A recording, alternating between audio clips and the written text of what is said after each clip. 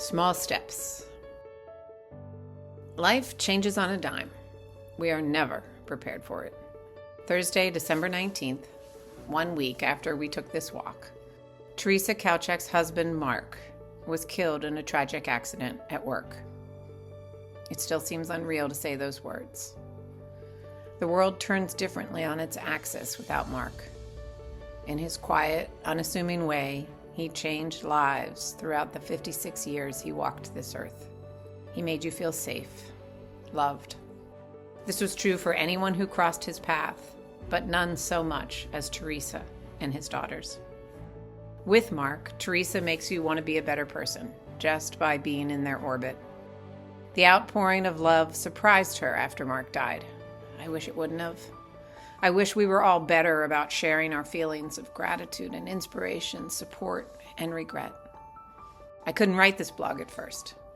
And then it became clear to me I needed Theresa to know that her joy, her service, her leadership, and her friendship has meant the world to me and to so many others. We tell ourselves there is nothing I can do to curb her pain. Maybe there is. Maybe we need to tell each other how we feel, how great their impact has been. Offer ourselves as our most genuine and authentic selves. And so I will. Theresa Kowcheck was born March 14th, 1967 in Wheeling Hospital. Why does that matter to this walk? I was born March 13th, 1967 in Wheeling Hospital. We have joked we were separated at birth and then spent 40 years trying to find each other again. A joke my father never found very funny. We embody the complementary forces of yin and yang in our shared mission to transform children's lives who have learning differences. Neither of us could have been as effective alone as we were together. We were two vital forces working as one at Wheeling Country Day School until the spring of 2024, when we both separately decided to follow a new path. On December 11th, 2024, we found ourselves in Scottsdale, Arizona, to attend a community of action to educate all learners. I asked her to walk with me. As we climbed Camelback Mountain, we came to a very steep section. The vertical path seemed overwhelming. It is the perfect metaphor for where we find ourselves at this point in time. It's killing me right now to not tackle this challenge that's in front of us. Oh, are you serious? But I think I have to say no. You do. I would probably say no for you because I don't think that would be in your best interest. You got 2 days ahead of you in meeting a lot of people and networking, and I don't want you in bed. I want you. Well, Plus you got a hip. I'm saying no more. I don't know. I'm struggling. I think we should at least start it. Taking no step is not good. Taking some steps is good. So I think we have to at least start it and see how we do. Okay, start it. Okay, see what it feels like. You sure? Yeah. All right. Some steps, right? Yeah. So, small steps? Small steps. There we are. At the base of an unexpected, difficult path, we had to summon the courage to take the next step. We questioned it. We wanted to turn back. Even though we were alone on that hike, we felt like the children were watching. We have to walk the walk. If we're going to ask them to do hard things, we have to do hard things. We had to take the first step up the mountain, even if it scared us, especially so. Keep moving forward. Take small steps, but don't give up on the task or on yourself. Theresa does that with utter joy, like no one else whom I've ever met. Her spirit is contagious and knows no strangers. So we just got out of the Uber. Yep. And I think you made a new best friend. Oh yeah, love that guy. How do you have the spirit for everybody in every moment? Oh, what a fascinating question. It's funny that you actually just asked that question because I was in church Monday for the feast day of the Immaculate Conception. And for some reason, there was a peace that came over me that I had not experienced for a long, long time. I literally said to myself, and I've never thought this in my life, in my 57 years. And I was like, thank you for my gift. You have graced me with the gift of joy. The fact that you just asked me that question just truly just blew me away, because I can walk in a room and I'm so excited, but I can gauge that room and know when people are like, what's she on?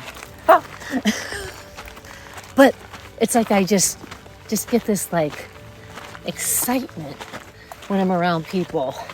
You know, I had one of my daughter's friends said to me one day, she said, you know what I like about you? You always make people feel good. I don't think I've recognized it throughout my life. I always just want people to feel happy and to feel good. Does it give you energy to be that way? It doesn't drain you? Oh, no. It does feed my energy. It does. I think that's been my success as a teacher, is the kids always found something in them that was special. I don't know, I don't think they realize they excite me. In the process of these walks, I've observed how deeply people appreciate being truly seen. The gratitude radiates when someone feels authentically acknowledged, when their presence, struggles, and humanity are truly recognized. This recognition becomes transformative. It validates not just what someone can do, but who they fundamentally are. Once you get a taste for it, you are both changed for the better. This is exactly what Theresa has been doing as she works with young people. Watching Theresa tutor students with dyslexia is something special. She steps into their world with this quiet knowing, seeing both their battles and their brilliance. You can feel how she lights up when they arrive and how she celebrates their success, like she can already see the greatness unfolding in them. I've been watching her work this magic for years now, though she'd probably just shrug it off as doing her job. But there's nothing ordinary about how she spots that spark in each kid and fans it into a flame. I have a gift of looking into the eyes of an individual and seeing their potential and seeing how great they are. And I get excited to see that person. So your excitement brings them back because they want to see the person that wants to see them. Yes. It doesn't seem like that hard of an equation. That's a good point. What was the Maya Angelou quote? Do your eyes light up when you see your child? Ooh, because I wish someone would have looked at me and believed that when I struggled. It didn't? It didn't. Who did? Somebody had to have. Yeah, but it wasn't until my adult life. It wasn't until I met Keely Veronic. She was the first person, and I was like 32 years old when I kept failing and couldn't get certified as a teacher. Failing the praxis? Yes. Okay. I used to not be able to say that, but I do now. I tell people that because that is the greatest thing that ever happened to me, that I failed that practice over and over and over. Because now that I'm into the research and reading as to why, I understand why. I didn't know how to crack the code. I could read, but I didn't understand how to get the meaning. I didn't know why I failed. But it wasn't until I just met her, and she's the first person that looked at me and said, you have let for too long that one test define you as a person. She said, the praxis is your definition of who you think you are. Yeah. And I was embarrassed. In my mind, built my own army of the people that thought I was a failure. I thought I was stupid. But I wasn't. And they were in your head? Oh, yeah. It was all in my head. As I've become older, I always try to really sit and think. If there's a situation, I try not to create battlefields, creating my own scenarios. I did it a lot. I might have felt an emotion. Oh, man. If I didn't have the proof of it, I created a battlefield. Well, guess what? It became one battle after another. I like her metaphor of creating an army against her in her mind. It manifests how overpowering doubt can be. It wasn't just a voice in her head. It was so overwhelming that it felt like an army mounting evidence against her. Joy wasn't enough to silence the cacophony. Her story is so similar to others who struggle with traditional learning and assessments. The actual barriers to learning further develop into thought patterns of failure, a mindset ripe for a battle that silences your voice. You don't have the words to ask for help, to self-advocate, to speak your truth. You become blind to your potential, unable to see the depth of your own worth. Leadership was never something that I ever saw on my radar. I didn't see leadership for me. I am a person of tell me what to do and I will do it, and I will do it to the best of my ability and to meet your expectation. That's who I am. And leadership was hard for me because, first thing, I think I never liked the sound of my voice. And I don't mean in just tone and pitch and intonation. I just never felt that what I said really could move the school or move whatever it is we're trying to do. I just didn't think my opinion mattered. Until like I felt part of a team. The people that I was on leadership with, I trusted. And I knew they valued what I said. And if I got a nod from you or an affirmation from Julie or Brenda or Stephanie or somebody, whatever. If I got an affirmation, it actually just raised my voice. These walks keep teaching me. Every single person's story hits differently, carries its own weight. Every story matters. Every voice needs to be heard. Leadership and wisdom show up in unexpected moments. But here's the thing. You've got to really be there. As my sister told me, your mind needs to be where your feet are. Not just nodding along, but genuinely listening. Learning who they are, what makes them tick. The second we start rushing, thinking about what we're going to say or ask next, instead of really listening, that's when all the good stuff slips right through our fingers. When you actually slow down and tune in and ask, tell me more, that's when you catch those golden moments of truth that you would have missed. She never told me how she felt about leadership, even though we worked side by side. I never asked. I wish I would have. I did know how hard it was for her at first to bring teachers on board when we first started the Center for Multisensory Learning. The woman of joy was brought to tears. And teaching teachers, that's not easy. You get a lot of opinions and a lot of people that think, who do you think you are? Did people say that to you, or was that in your head? Over the years, I've had my experience of teachers that did not buy into the science of reading because it was going to require them to change their teaching practices. And for those that didn't buy in, that was okay. I did my best, but I can definitely tell you those that bought in outweighed those that did not buy in. But did someone actually say, who do you think you are? No one ever actually said those words.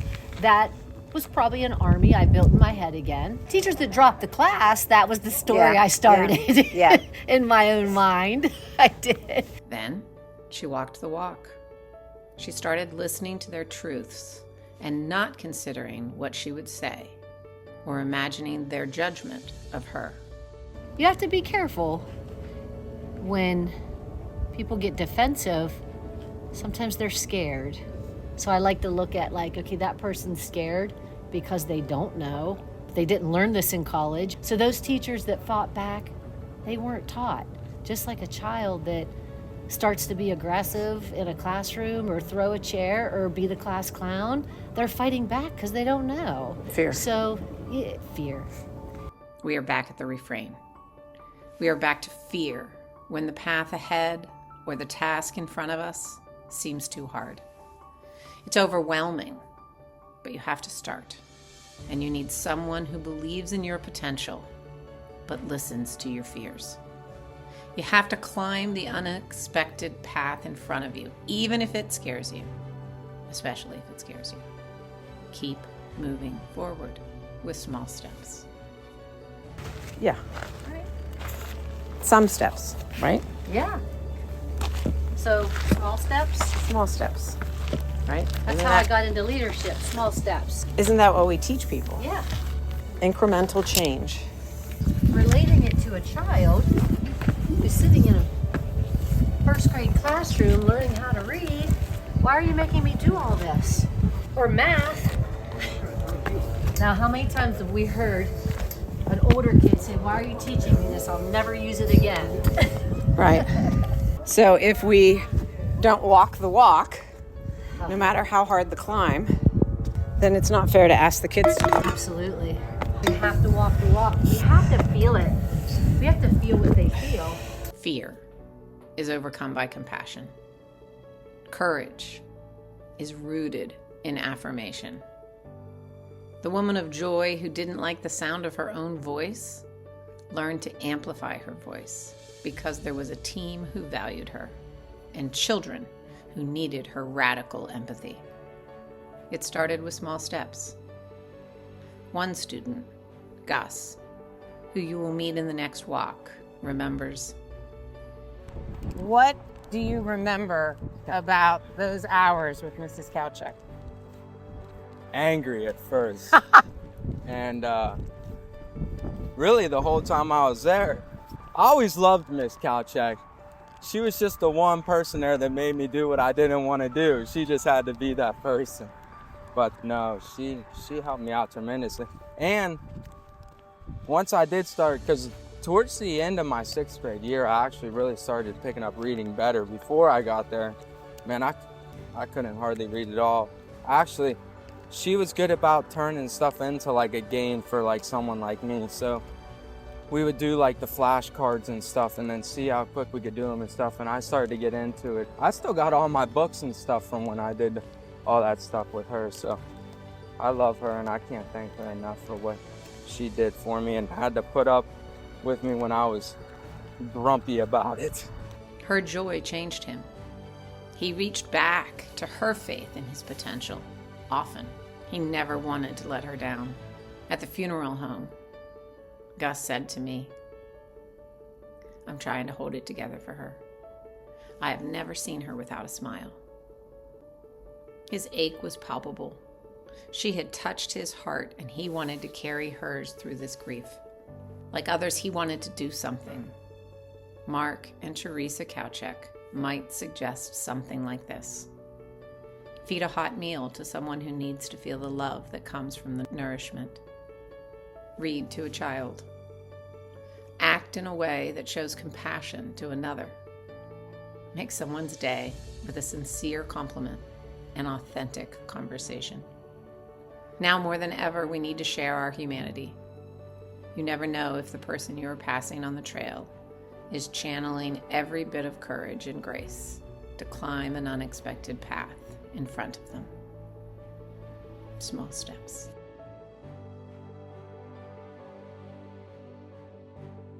Thanks for walking with Theresa Kowcheck.